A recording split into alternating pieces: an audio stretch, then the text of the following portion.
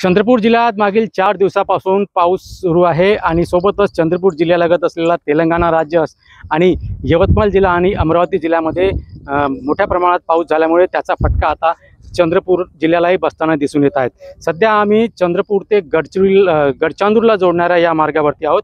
या ठिकाणी तुम्ही बघू शकता की हा वर्धा नदीला पूर आलेला आहे आणि हा धानोरा जो पूल आहे या मार्गावरचा धानोरा पूल आहे हा वर्धा नदीच्या पाण्यामध्ये बुडालेला आहे आणि संपूर्ण जे या ठिकाणी तुम्ही बघू शकता मोठ्या प्रमाणात या ठिकाणी तुम्हाला चारीकडे पाणी दिसेल आणि विशेष म्हणजे इथून जो पूलचा जो दुसरा भाग आहे तोही सुद्धा इथून दिसून येत नाही आहे, कारण पाणी मोठ्या प्रमाणात असल्यामुळे या ठिकाणी आणि पाणी वर्धा नदीचं जे पाणी पातळी आहे ते सुद्धा सातत्याने वाढ होत आहे।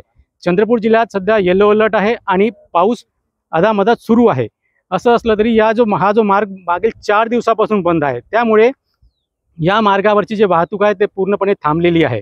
मोठ्या प्रमाणात ट्रकाच्या जो रांगा आहेत त्या ठिकाणी लागलेल्या आहेत आणि हा जो मार्ग आहे चंद्रपूर ते गडचांदूरला जोडणारा हा मुख्य मार्ग आहे, कारण गडचांदूर जो शहर आहे ते औद्योगिक शहर म्हणून ओळखलं जातं। या भागामध्ये मोठ्या प्रमाणात सिमेंट उद्योग आहे, कोळसाच्या खाणी आहे आणि छोटे मोठे अनेक उद्योग या भागात असल्यामुळे मोठ्या प्रमाणात ट्रान्सपोर्ट व्यवसायाला मोठा फटका बसताना सुद्धा या ठिकाणी आपल्याला दिसून येत आहे। सध्या 4 दिवस झाले हा मार्ग बंद असल्यामुळे जे गाड्या आहे, मोठे मोठे ट्रक्स आहेत, मालवाहू ट्रक आहे ते पूर्णपणे या ठिकाणी थांबलेले आहे। जे चालक आहेत गेले 4 दिवसापासून या ठिकाणी अडकलेले आहेत, त्यांना खाण्यापिण्याची सुद्धा सोय या ठिकाणी उपलब्ध होत नसल्यामुळे तेही सुद्धा अडचणीत आहे। हमको यहाँ पे हो गया 4 दिन। 4 दिन हो गया। क्या बता रहे? यहाँ पे सब रास्ते बंद है, सब पानी की वजह से गाड़ी नहीं जा पा रही है। आज 4 दिन हो गया, ना खाना ना पानी, कोई चीज कहीं नहीं है, कोई सुविधा नहीं है और पानी की वजह से गाड़ी खड़ी है। यही सब परेशानी है। क्या माल है?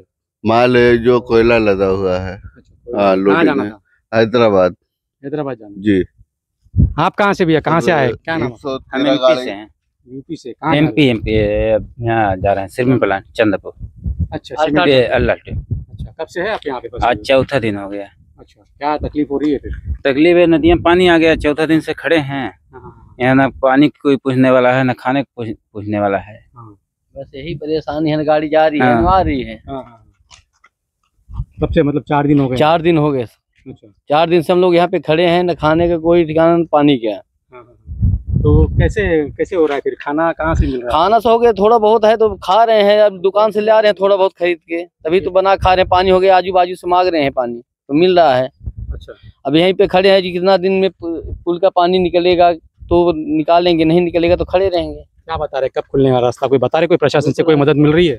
मदद क्या मिलेगी सर, ये वही देख रहे हैं हम, आपसे आँख से देख रहे हैं कि अब जी पानी नदी का कम होगा तभी खुलेगा, नहीं तो ऐसा तो कोई चारा नहीं है जाने के लिए।